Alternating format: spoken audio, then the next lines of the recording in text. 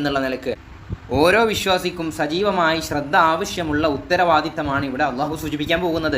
അതായത് തൻ്റെ മാത്രമല്ല തൻ്റെ കുടുംബത്തെയും നരകത്തിൽ നിന്ന് രക്ഷപ്പെടുത്താൻ ആവശ്യമായ ശ്രമങ്ങൾ ഉണ്ടാവണമെന്നും അത് മുഖേന അവർക്ക് ശാശ്വതമാകുന്ന വിജയം സ്വർഗം ലഭിക്കാനുള്ള ശ്രമങ്ങൾ അതിലൂടെ കരസ്ഥമാക്കാനുള്ള കാര്യങ്ങളും ഭർത്താവാകുന്ന കുടുംബനാഥനാകുന്ന ഗൃഹനാഥനാകുന്ന വിശ്വാസികളുടെ മേൽ ബാധ്യതയാണെന്നും അതിനാവശ്യമായ വിജ്ഞാനവും ജീവിത വിശുദ്ധിയും ലഭിക്കാനാവശ്യമായ എല്ലാ സാരോപദേശങ്ങളും അവർക്ക് നൽകിക്കൊണ്ടിരിക്കണമെന്നും ഈ ആയത്തിലൂടെ അള്ളാഹു കൽപ്പിക്കുന്നുണ്ട്.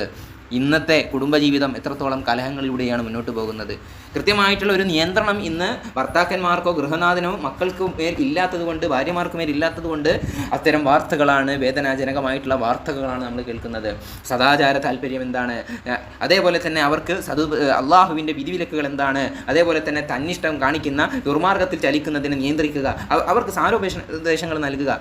ഇത്തരത്തിലുള്ള നരകത്തിൽ നിന്നും കുടുംബത്തെ മുക്തമാക്കാൻ കുടുംബനാഥൻ ശ്രദ്ധിക്കേണ്ട എല്ലാ കാര്യങ്ങളെയും ഉൾക്കൊള്ളിക്കുന്ന ആയത്താണ് ഈ പ്രസ്തുത ആയത്ത്. നരകത്തിലെ തീയുടെ 70-ൽ ഒരു അംശമാണല്ലോ ഭൂമിയിലുള്ളതെന്ന് നബി സല്ലല്ലാഹു അലൈഹി വസല്ലം തങ്ങൾ പറഞ്ഞിട്ടുണ്ടെങ്കിൽ അതിൻ്റെ വിറകായിട്ട് വഖൂദുഹന്നാസു വൽ ഹിജാറത്തു, മനുഷ്യരും അതേപോലെ കല്ലുകളും, ഈ ദുർഗന്ധം വമിക്കുന്ന ഒരു തരം കല്ലുകളാണ് ഇവിടെ ഉള്ളതെന്നും അതല്ല ബിംബാരാധകർ ബഹുദൈവ വിശ്വാസികൾ ആരാധിച്ചിട്ടുള്ള കല്ലുകളാണിതെന്നും